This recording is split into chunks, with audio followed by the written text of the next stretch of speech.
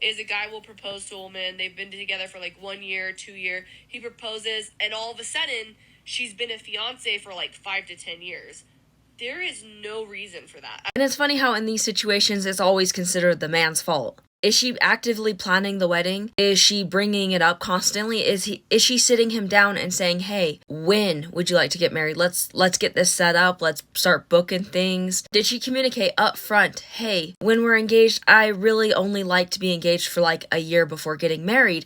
Is that okay with you? Does that work?" And then actually holding up to that.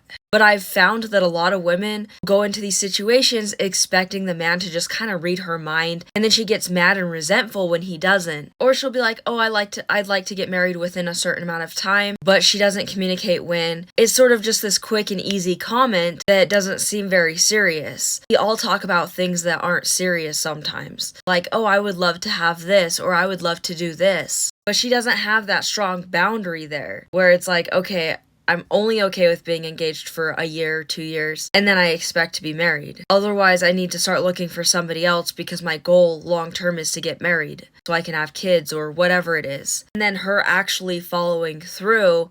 And she starts following through with what she said, because if you think about it, for a lot of men, there may not be as many benefits to getting married.